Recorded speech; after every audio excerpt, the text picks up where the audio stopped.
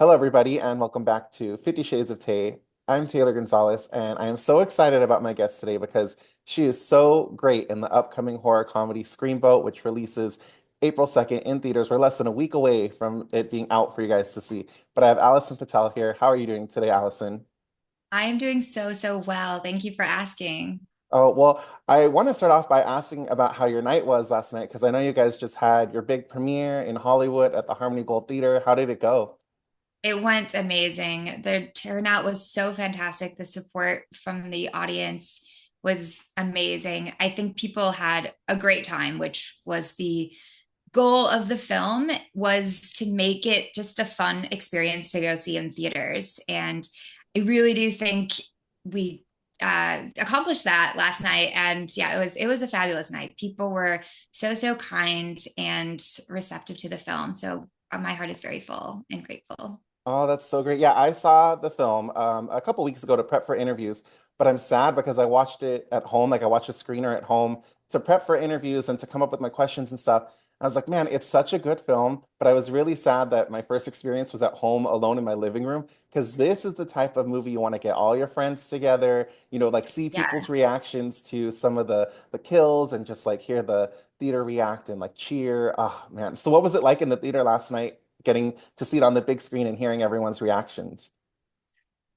The energy was palpable. It was a fantastic experience. I brought one of my great friends in LA, JP Pinelli, who's also a horror film director, and he is difficult to please, but he really enjoyed it. Said it was a riot. So it was a great night and a great experience.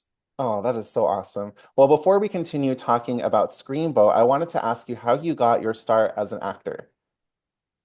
So I got my start in New York. I'm out in LA now, but I moved to New York first, and I joined a Meisner class at the neighborhood playhouse with the brilliant James Brill, and that was a conservatory type part-time situation. So that was my I guess first real, like, okay, I want to do this for a living. I grew up in the musical theater world and did all the plays in high school, was a big musical theater girly. I remember having friends over every New Year's in high school, and we would just sing an entire musical all night in preparation for the spring musical. So we were big musical theater nerds. So I fell in love with the theater when I was a kid and in high school, and did not end up pursuing it in college. I studied economics instead. I was very much like, oh, I should get a sort of safety type career. And then when I graduated, I was preparing to go to law school. I took the LSATs. I was like applying, and then something in me was like, you know what?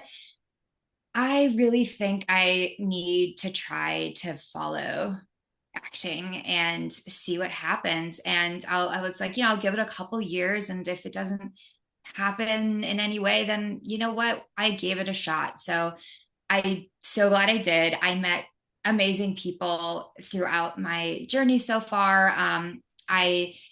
When I got to New York, I started auditioning, and I got super lucky. A couple years in, I did a audition for Fuzz on the Lens, who produced Terrifier and also produced this film Screamboat. I did it was like an open call audition, and ended up getting a part in a project that it did not end up going forward, but it was it was my first real like set, and I was with like some awesome horror actors. I met David Howard Thornton was a part of it at the time, and I met Della Sala, Stephen Della Sala, Michael Levy, all the Fuzz guys, and I was just so enamored with how they work and the process and the co-stars that I had the opportunity to work with. And I had done, we did that project, and then throughout the years, I kept in touch with them, and I did a few other things with them, including Stream, which came out in August. And then one night, I get a audition from Michael and was like, hey, we're casting for this horror Disney public domain piece, and I would love to read you. And then that's sort of how I met Stephen Lamorte and Amy and got on that set. So it kind of felt like coming home in a way. Oh, that is so fun. Yeah, everyone, I've interviewed a lot of people from Fuzz on the Lens and from all these different projects. Everyone's been so nice. And I think people on the outside would not expect that because you see the types of films that are being made. And, it's very bloody, very gory. So people are probably like intimidated or like, oh, maybe these aren't nice people. But I'm telling you right now, every single person I've talked to has so much passion and they're so friendly and they're so willing to like, lift each other up and just work together. And I think it really shows when these films come out because Stream, like you mentioned, the Terrifier franchise, and now Screamboat, they're just so much fun to see in a theater. They're so much fun. That is the one thing that I think they their films are so different, but what they have in common is that element of fun. Mhm. Even if it's something like Terrifier that's like crazy gory and like insane kills, and Stream had insane kills, you could tell that the actors are having fun, that the production's having fun, that the whole team was all hands in, and that's how Screamboat was as well. And yeah, to your point, the Fuzz guys are the best. Yeah. They're the nicest guys, the most humble, hardworking. They're hilarious. I always joke. It feels like when you're listening to them talk to each other that they like have a script. That's how witty they are, and that's how long they've known each other. It's like zing after zing after zing. It's amazing to watch. Yeah, they're the best. Oh, that is so fun. So what was your reaction then when you were told about this Project Screenboat coming out and you knew it was going to be like a public domain kind of Mickey Mouse slasher film? What was your first reaction when you heard about this project? I was, of course, I thought it was hilarious. I mean, I was like, this has got to be a comedy, and it is in so many ways. So my reaction was like, oh wow, how are they going to make this stand out from other public domain horror movies? And when I've read the sides, and the audition was the part where I first discover the mouse, and I'm talking to a deckhand about.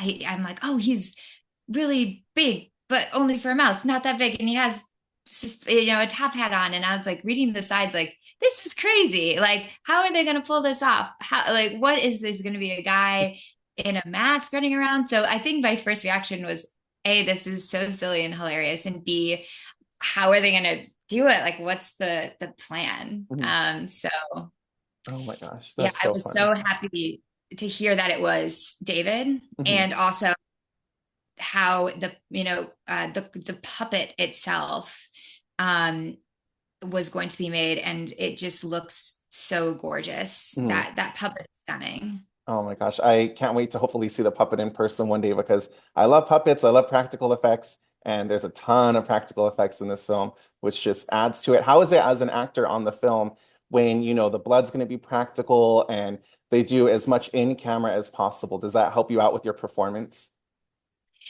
That is a great question. It definitely does. It's also an exhausting process because practical effects take a lot of takes. Sometimes a kill or a big what have you will take, or a third of a page on a script will take like days. So there's an element of real almost athleticism to that from the entire team, from the performances, because you have to keep those emotions consistent day after day after day.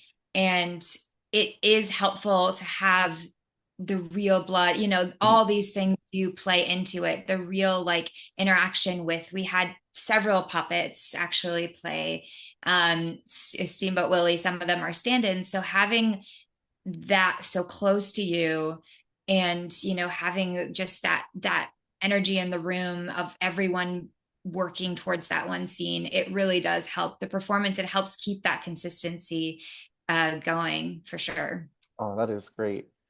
So I was very curious uh, for people who haven't seen this film, because I don't want to give away too much, but how can you describe your character of Selena? Selena is, I love Selena because she is a New Yorker. She starts as an outsider and ends as a New Yorker. So the film is a love letter to New York City. It takes place on the Staten Island Ferry. And we talk a lot about New York. There's a lot of beautiful shots of New York City. And Selena's a woman from a Midwestern state who comes with big dreams, but is like all of us, a little unprepared for some of the rough parts of the city and the sort of like the hustle, the grime, the that culture is really overwhelming. And as a Midwestern, I'm from Michigan. I had the same experience, like coming to New York with really big dreams and just having to really push and push and push to get, to move forward with those dreams. And she definitely she has to figure out, is this something that is worth it? And I think that journey, adds a lot to the film because it's a relatable story. She's also a girl that is she it takes a little bit of time, I think, for her to open up. And there's some characters in it. There's that she really falls for just as people.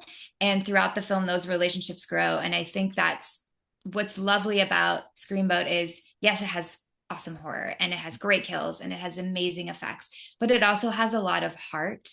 And it's really a relationship driven story. And it's about a girl falling in love with New York and also realizing that it's not it as imperfect as New York is. That's what makes it so beautiful and such a unique place. Yes, I completely agree with you on that. What was the experience of getting to film on a decommissioned Staten Island ferry like for you? That was the best. It's I mean, it really was. There's a part we're filming in, I don't know if but there's this great part of the ferry that is totally grimy and disgusting. And they were like, oh my gosh, this is crazy. And the production value, it looks insanely good on film. When you see it, you're like, oh wow, that right there is actually how it felt to be in that room. Like the performances are genuine because we're actually in that space. So it's, shooting on a soundstage or what have you is amazing too. But something about being on location where real people took that ferry for years, it's definitely added something special to, I think, the film overall. Yeah, no, I think that's so cool. And something I realized when I was coming up with the questions was the majority of this film takes place almost, maybe even the entire film takes place at night. So how did you adjust your sleep schedule and what was like the time frame of what time you would start and what time you would stop? Yes, you're totally right. We shot overnights pretty much exclusively with the exception of maybe 1 or 2 days. At least from my end. The the Staten Island ferry, I guess it's like the loading dock or like the entrance to the ferry. I mean, we shot that at like 4 in the morning because it had to be a little less crowded than it normally is. It normally has like hundreds of people. But that was, I mean, I think the adrenaline keeps you going. It's the community kind of keeps you going. I definitely drank a lot of coffee. I try not to always because the screaming in horror films is hydrating. So I try not to drink coffee when I'm shooting or working on a horror film, but it does help. The Oh coffee my for God. sure. Yeah, I can't Um, even imagine that. But I agree, the adrenaline, because I'm trying to think of stuff like whether it's like working on a project all night or, it's going out clubbing all night. I think great. it's the adrenaline and you're having fun and you're in the moment, but then once it's over, just knock Yeah, out. totally. And we were shooting for weeks. So eventually you do get used to that shift and it kind of becomes this cool, like, oh, we're like these night owls now. And like we're the only people awake. It does become this weird thrill that I think, like experience when you're a kid and like you're at a slumber party and you're like, oh, we're out past midnight or we're, awake past midnight. It had that effect. It had that summer camp, like, effect of we're all just hanging out on this boat, and it's 3 a.m. and we're screaming and running around, and blood's everywhere. So it gets in your bones, and it becomes, you definitely get used to it. But it did take a few days for sure. Oh my gosh, that sounds like such a fun time. So since this took place on an old decommissioned ship and you guys ma mainly shot overnight, did you notice anything creepy or spooky or supernatural during your time on set? You know, I there was part of the ship that, or ferry, I guess it's not, that had all this plastic covering over the windows to keep the sun, when the sun was setting, to keep it from baking the part of the ship and boiling everyone alive. So at night, these like billowing plastic, ruffly, things hanging everywhere did have a very creepy effect, absolutely, for sure. And there, the bathroom was off the ship, so you had to kind of wander into the darkness to Mm. go to the restroom at night. So that was a little eerie. I didn't see any spirits, but I'm sure we scared them off with the screaming Oh and my the gosh, so that's hilarious. So I know you've done a few horror things at this point. Are you yourself, outside of, your work, a big horror fan? absolutely. Oh, I grew up on horror. I was born November 1st is my birthday, oh so wow. every birthday was Halloween themed or horror themed. And when I was young, I mean, I wasn't allowed to watch R-rated horror, and most horror is R. So my parents would rent old black and whites that were rated R for the time. But because they were so dated, like Psycho's R because her midriff is showing essentially in that film. And as a modern audience, that's not as shocking. So I grew up watching like old black and whites, like House of Wax, House on Haunted Hill, Psycho, The Birds, a lot of old stuff. And the first movie, which is still one of my favorite movies of all time, and I was um, probably 10 when I first saw it, was Jaws. And that movie, for me, it was a reminder, or not even a reminder, just I understood for the first time watching that film that horror is also character driven. It can be about brilliant acting, it can be about brilliant storytelling.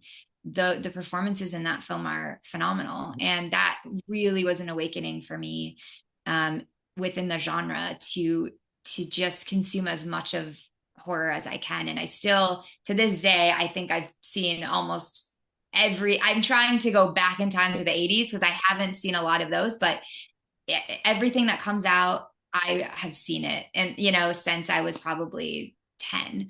And I love that horror is having this renaissance. It's Mm. having this sort of like, oh, now this is a serious genre. This is a genre that can have a lot of diversity within it. There's horror flicks, or sorry, there was like monster, creature feature stuff. There's also psychological stuff.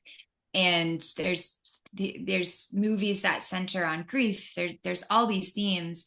And I'm so excited for this genre to really explode the way that it has. I think it has something for everyone, and it can really tell great human stories. So yes, long answer short, I'm the big fan of the genre. I love horror. Oh my gosh, yeah, I completely agree with everything you just said, and I couldn't have said it better myself. But I'm very curious because I think you're phenomenal in this film, and I think you have just a movie star quality about you. So if this film leads to other opportunities and you could do any role of your choice, like a dream role, what is it that you would want to do the most? Hmm.